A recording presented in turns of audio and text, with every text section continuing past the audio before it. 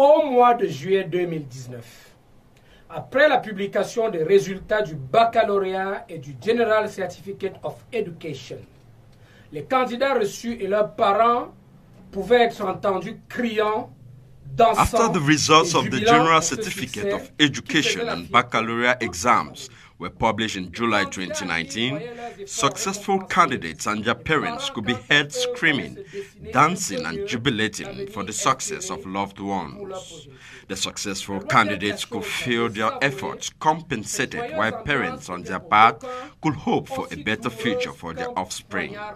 But far from being the best ever thing, to some, this joyful ambience sounded like a sharp-edged sword pierced in the heart.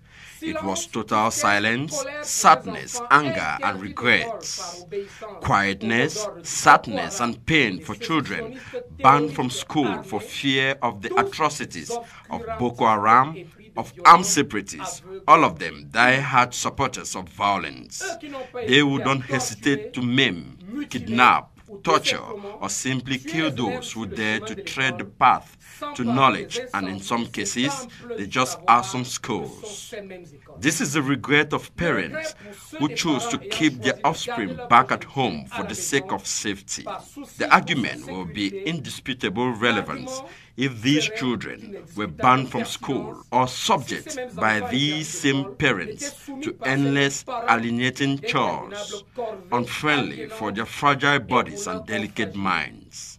If the luckiest ones of these oppressed children have the forceful leisure to go hunting birds in bushes, the most hapless ones are recruited into militia, indulge in drugs, or, as in the case with girls, they are victims of early and unwanted pregnancies and other types of abuses. Is that the way of life we hope our tomorrow Cameroon? We who have lived in happy childhood, a peaceful adolescence and adulthood, how can we boast to have destroyed the fate of a single child? Let's remember that never in this country has education been compromised for political gains, not even in the era of maquisards. Let's stop being the foolish and blind followers of those who are comfortably seated overseas, those who are holders of passports from other countries and who advise us to stay away from school, whereas their children are enrolled in standard schools abroad. Let us tell those who show nothing but contempt for their country that the children of Cameroon will not be second-class citizens to their own kids. No, the children of Cameroon will not be your slaves and errand boys to your children. Your deception has overstayed its welcome. In less than 1 month, gates will be flung open to kickstart of the 2019-2020 academic year. Another academic year that comes knocking at our doors. Another opportunity for our children to school. Allow children enjoy their inalienable right to education.